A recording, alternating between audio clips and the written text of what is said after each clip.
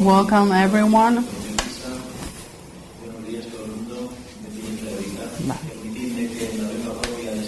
Please allow me to speak on our own language and to say hello in that language. And very briefly, I will now give the floor to Professor Claudio Naranjo.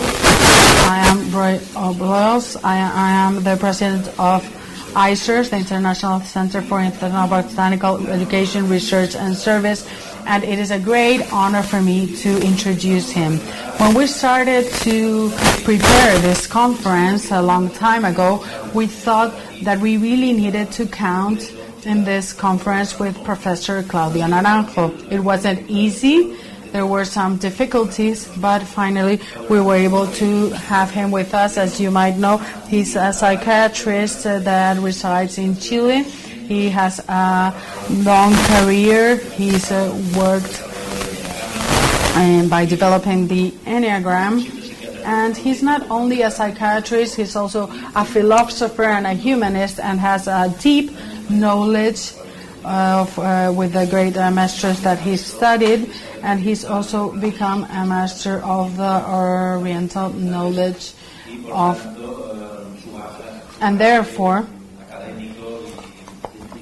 his scientific background is very impressive, and he has gone beyond the Western academic world, and he has a knowledge of other great knowledges from the East and the West. So without further ado, I will please ask Claudio Naranjo to join us for his conference.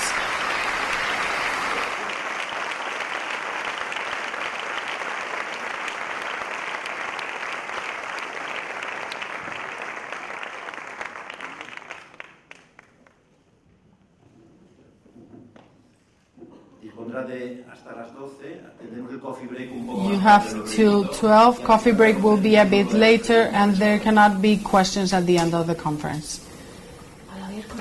Go. Estoy tranquila ya, bueno, más o menos. Es que casi prefiero no tenerlo, porque me meto en el texto y es una... que al final ha hecho una... I am very happy with what I've heard up till now. I am very happy with the celebration of this conference. And I am happy to see that the ayahuasca world is opening, and that we are also talking about the prohibition that has existed also for other substances.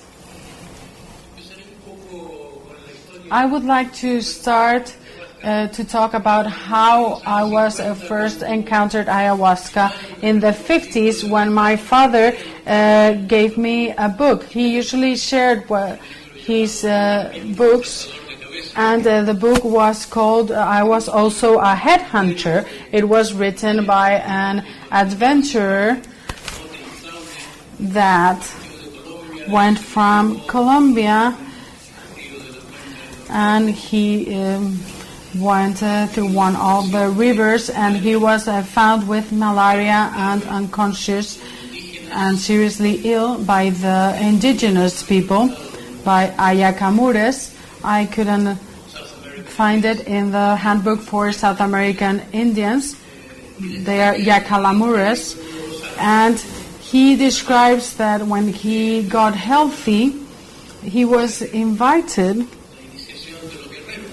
to the initiation of warriors. But what was a foreigner doing there? Well, men are considered to be warriors, so he was considered to be a warrior. And he described a ceremony that I really was impressed by.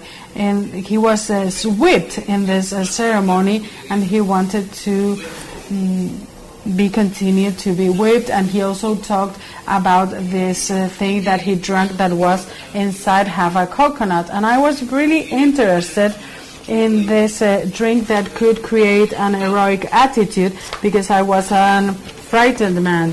In the 50s, I was much younger than nowadays, and I admired people that were physically courageous.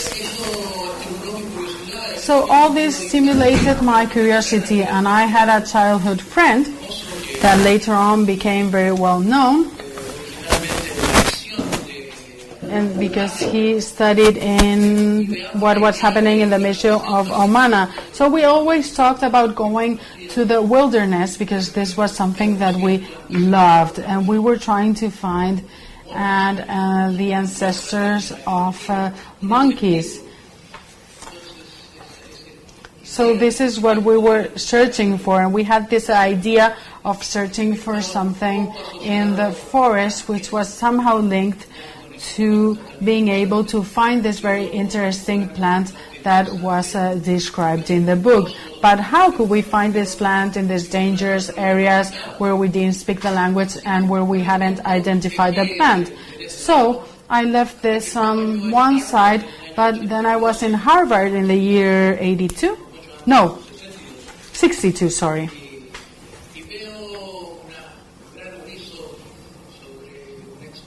And I saw that there was a poster for a botanic economical exhibition in the Botany Museum in Harvard. Botany was never so interesting for me. I had never visited a botany museum. Botanical economy, what did that mean? I had never heard of that before. So even though from my small room that I rented to go to the campus, I always walked by this poster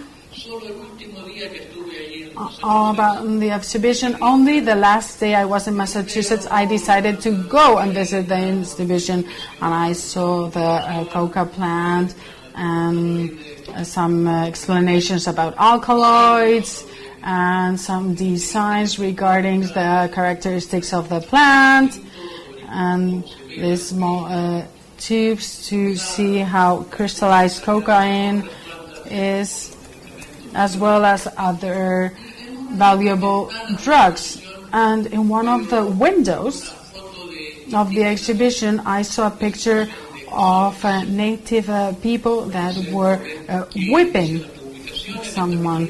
And I started to read the description of the image, and it says something like botanical identity of the narcotic plants of South America.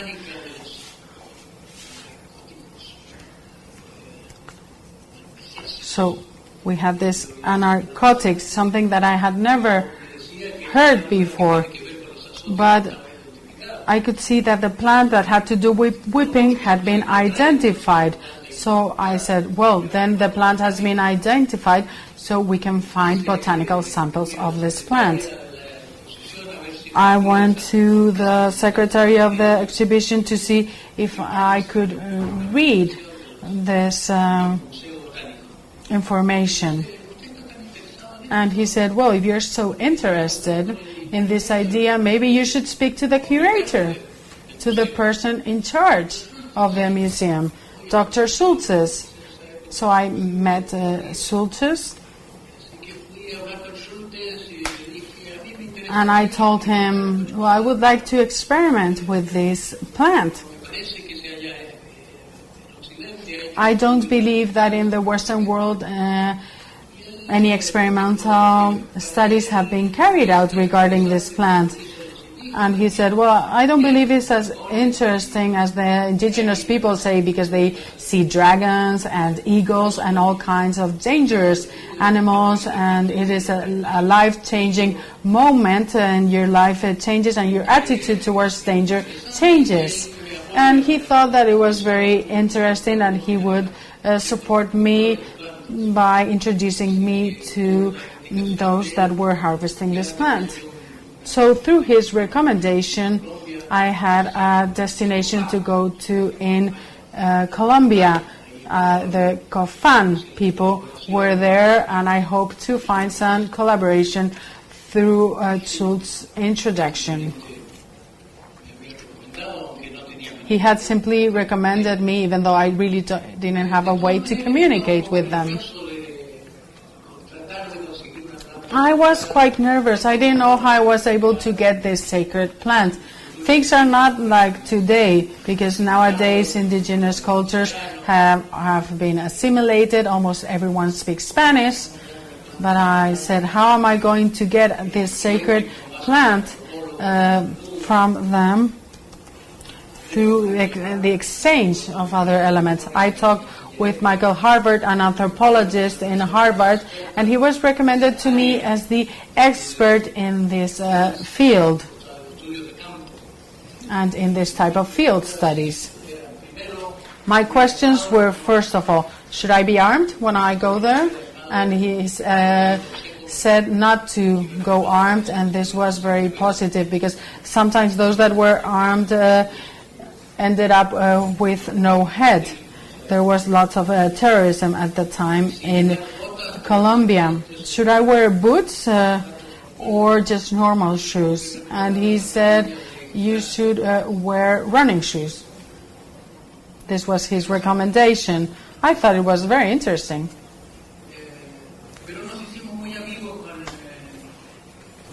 But we became good friends, Michael Hartman and myself. Maybe you've read him. He wrote The Way of the Shaman. So he was an anthropologist that started to become a shaman after he tested ayahuasca in Peru. And I cannot remember the name of the indigenous people he worked with at the time. He had a prolonged effect of ayahuasca. He had 6 months of an altered consciousness.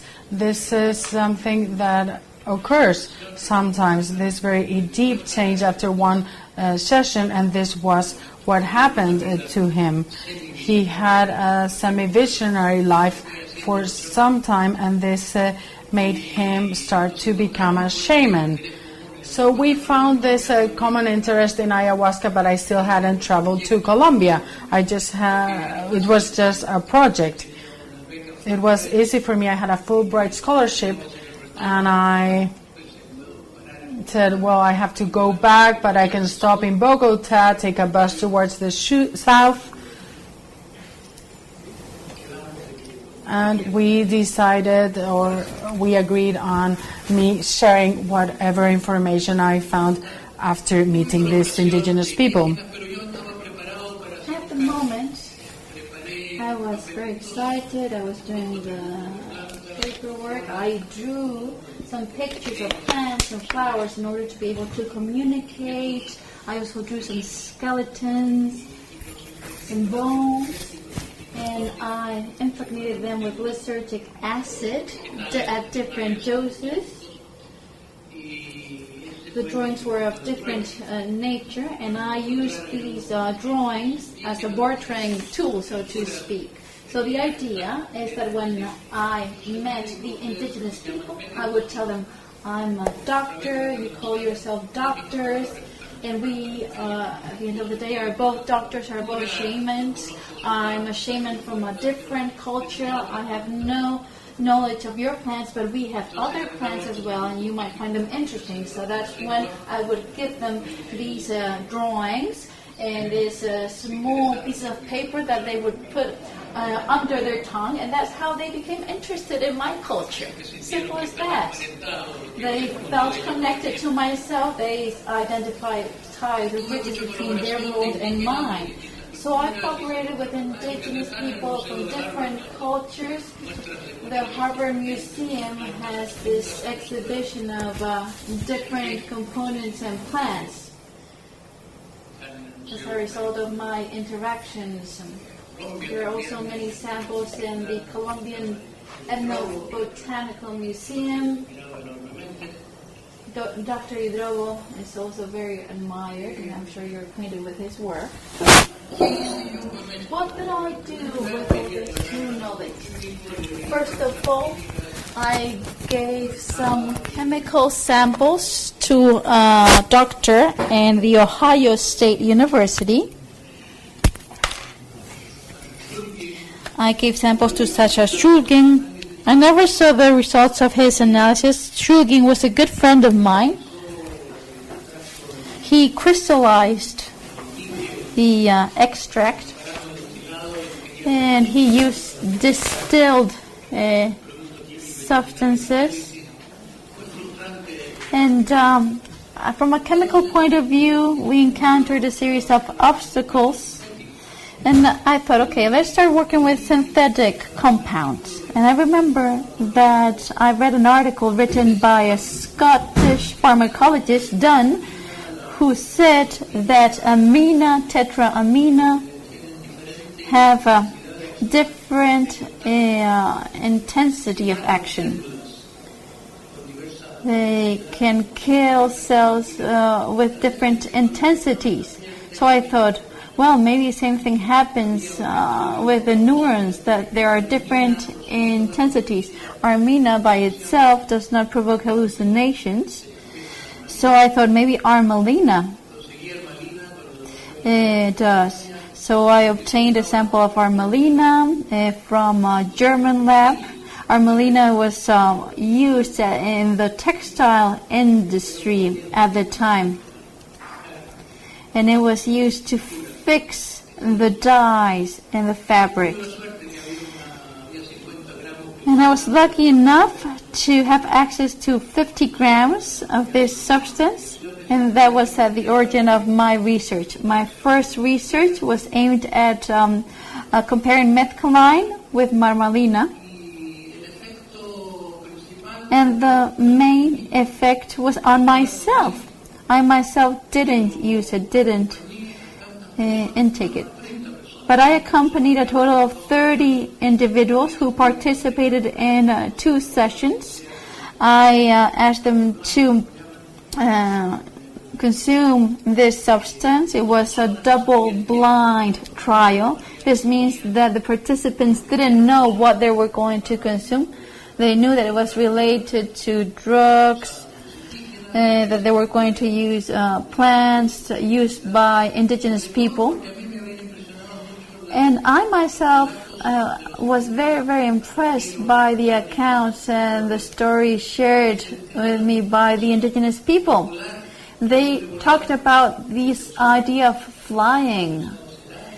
And I thought, will this be a cultural effect? Or will other people in a different context and from a different background will feel and experience the same effects? Will they also have the feeling that they are flying? I was very much interested in seeing that.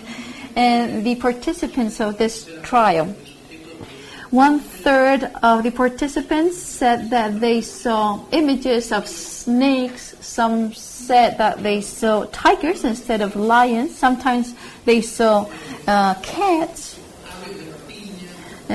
Some eagles and vultures. And I thought about my Colombian colleague. I thought maybe there was like ESP between the peoples, or I thought, well, maybe there are exactly the same effects in people from different backgrounds. And at the end of the day, these people were experiencing the same visions.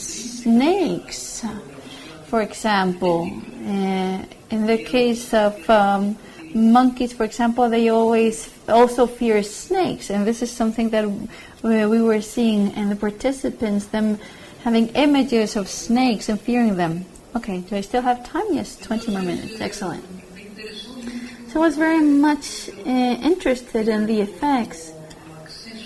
And I thought that these helped me explore the idea of an archetypal mind. And I identified similarities and an idea of unity. In the 60s, I published on a paper called The World of Shiva. I was like penetrating a new world. I remember that I don't like to collect flowers, to break the stem. I don't really like that, cutting flowers from nature. I never had the feeling. But under the effect of the ayahuasca, I had the feeling that it was perfectly okay even to stab, to decapitate, to behead. And I understood that life and death was part of the same circle. I felt detached, so to speak, under the effects of ayahuasca. And this reminded me to what happens under the Shiva religion. It seems that it was perfectly okay to destroy. That's what the Shiva religion says. Destruction is part of it. And I identified some of this with ayahuasca, this idea of detachment.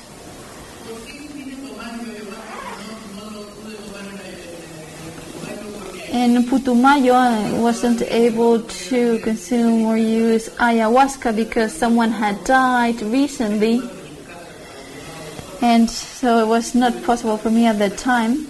But at some point I met a man called Anselmo. Anselmo guided me to the vine.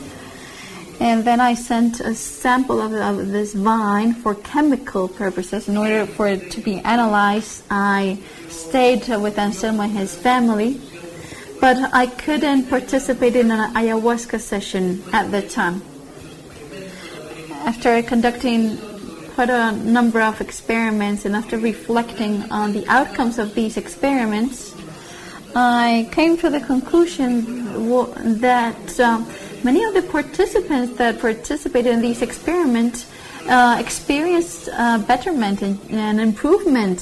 For example, those that had neurotic disorders experienced considerable improvement thanks to the use of ayahuasca.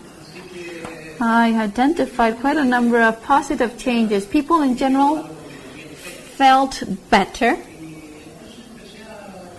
So that's when I started conducting therapies. But I myself had not experienced ayahuasca myself. I had experimented with the plant, with I had boiled the vine, but I had not experienced the mix of the two types of vines. I had not used the plant that contains DMT. I was only working with cipop, as they say in Brazil. That's the plant that has armina and armalina. So my experience was very incomplete. I remember that I had a vision at the time. It was almost as a comic tiger. It wasn't a 3D real tiger. It was like a custom-made tiger, so to speak.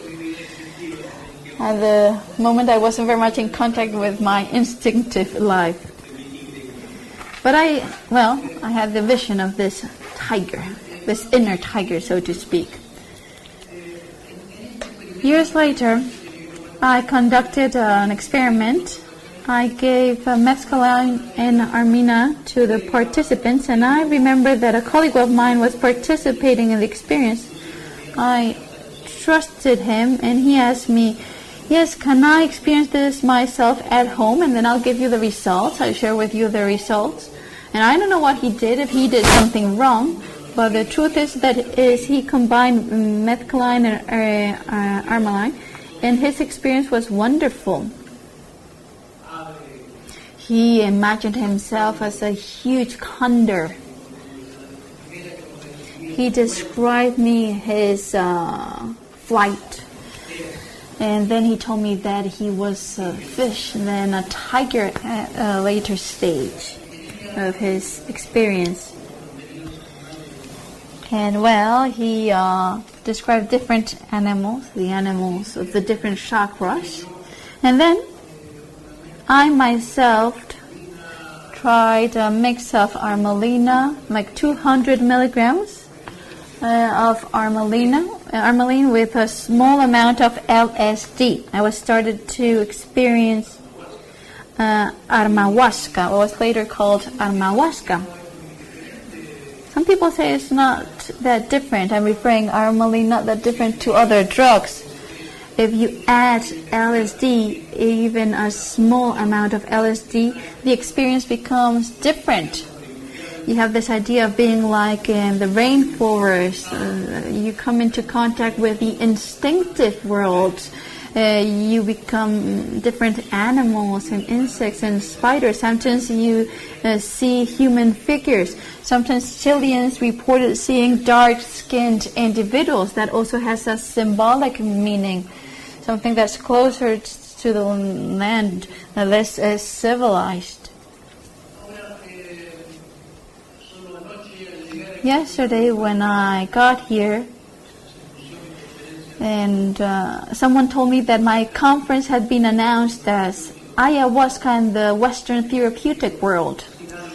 But let me mention something to this regard. I became a therapist when I quit psychotherapy due to incompetence. And during my youth, I had schizophrenia, and I was almost autistic. I spoke, I was very tight-lipped. I didn't speak much. And, I worked in psychiatry and studied psychiatry because I wanted to understand human beings. But there was something missing for me. It was not my call. And I thought, okay, I need to study this in order to be able to understand human beings better. I chose this branch and I thought, maybe this can help me. But I was not a vocational therapist. I was trained in analytic psychotherapy with an expert that then directed and chaired the International Psychoanalysis Organization. I received training in the Ignacio Mate Clinic in Chile. And my supervisors in analytical psychotherapy,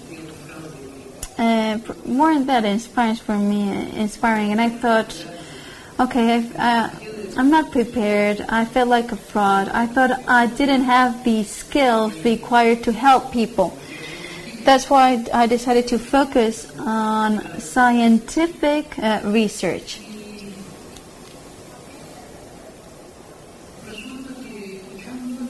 And, when listening to people that had experienced ayahuasca, I started to realize that I could help them. And started leaving behind my experience as a therapist in order to put on a new hat, so to speak. At the beginning, I started being an observer. Then I realized that it wasn't natural for me just to observe and witness something so deep, so profound. So I thought, okay, why don't I act spontaneously? That's when I came to realize that I had something to offer, that I could help others. And in this conference, I'm sure that we will talk about relations between ayahuasca and psychotherapy. And I have reflected on this. And ayahuasca does not need psychotherapists. Therapeutic interventions, in my opinion, block a process. Because at the end of the day, when you're under the effects of ayahuasca, you're being guided by an inner therapist. You're being connected with your right hemisphere, with your intuitive hemisphere. You're being guided by yourself, by your inner self. And this can be symbolized by snakes. People under the effects of ayahuasca felt guided. They experience a learning process. They hear this voice that tells them, follow this path or this other path. So it's self-generated, it's self-guided. The experience is self-guided. And you connect with an inner guide. So an ordinary therapist doesn't contribute to this process, not at all. He or she becomes an obstacle. And of course it's very important to have someone accompanying the process. But when that person feels like a guide, the person that is experiencing ayahuasca is distracted. And it's very important that this person understands that he himself has an internal guide, that he is self-guided. It's very important that we step aside, so to speak, and that we let people experience the process by themselves. I think that teachers should not pretend to hold wisdom and believe that students have no knowledge at all. Teachers need to be an example, a role model for children. Probably children have very much to teach to teachers and to adults that would be willing to learn. I remember that at that time I was using a technique that is called directed guided dreaming. Fritz Perls used this, and he then completed this with the idea of the continuum of awareness. It's very important that people experience the moment. And the idea is that we come into contact with ourselves, that we describe what we feel. And then we have the work done by Swall, a French expert, who focused on the power of images. We can teach the mind to daydream, to produce images, and we can even reach oniric thought. There are some people that start to see mythological images, and this is very much related to the spontaneity of the ayahuasca world, because at the end of the day it's like having visions of mythology. That's what happens under the experience of ayahuasca. One comes to see universal symbols. I see a great deal of consistency in the visions. When I conducted group experiments in Chile in the 60s, I remember that I would move around the room from one person to another, and I tried to conduct psychotherapy, but I don't have very interesting memories from that time, because at the end of the day, what was most impressive was not what I said at the time, but the music that I played during those sessions. Many years after, I learned how they did it at Santo Daime in Brazil. Remember that they invited me to participate in a session in Brazil with Paulo Roberto, first in Rio. Then I invited him to Spain. I think it was the first time that an expert of this kind was invited to Spain. Then I invited him to Italy.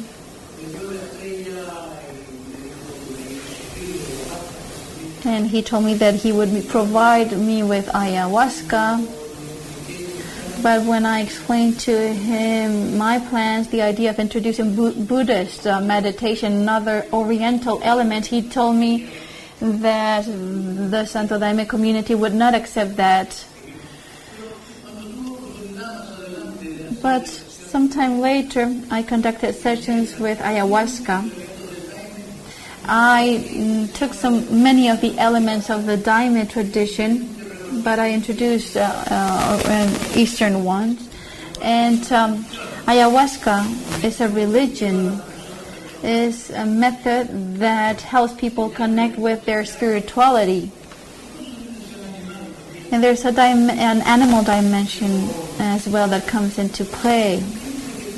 And it is the spirit that heals at the end of the day. We do not need therapeutic interventions. It's like a top-down approach. The therapists use thoughts and painful memories, use that during their therapy.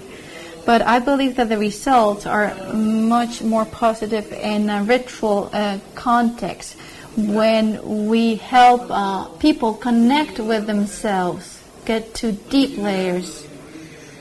And I remember that when I started analyzing the Brazilian tradition, I worked with different groups We use meditation and meditative silence. We also used music and dance in these sessions.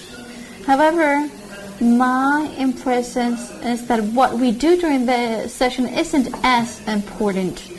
More important than what we do is what we are in a session. That's what I understood, and this is what happened with shamans. Shamans have a great influence, but not because of what they say, but because ayahuasca opens up communication. It stimulates subtle energies, and we see that there is a psychic, let's say, contagion. Some people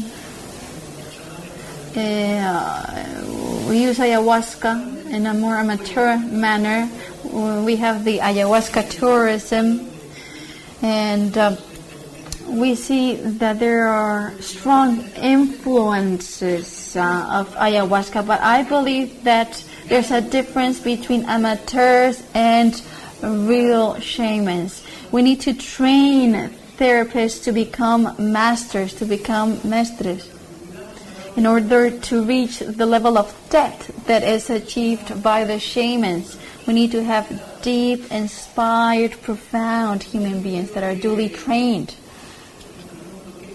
If I ask myself what kind of message I should launch in a conference like this one, I think my key message to you all is that it's not just a matter of talking about ayahuasca and its virtues. It's not just a matter of combating the ban. It's a matter of training people to use ayahuasca. And there should be an international school so that psychotherapists and shamans and experts come together to train others. In order to train the new generations, we need to train individuals so that they can then carry out these activities. But after being duly trained, the situation of psychedelics is complicated. It's like wanting to ban something that is extremely important, but it's impossible to prohibit this. All efforts will be fruitless. It's like banning fire. How can you do that? How can you come about that? Sometimes we say that psychedelics are dangerous, just as fire can be dangerous. Of course, fire needs to be prepared in a controlled environment. And you don't want to put on your home on fire.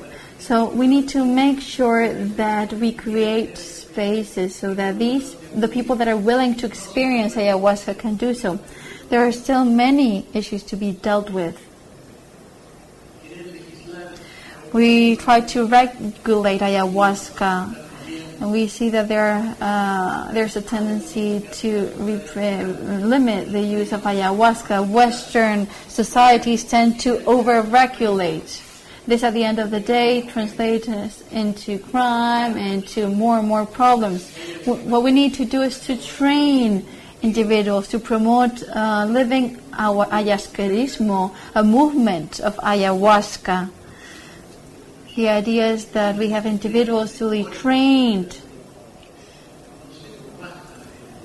It's very important that governments not only open the borders, but that they set up schools, that they create new opportunities so that duly trained individuals can exercise their activities with ayahuasca.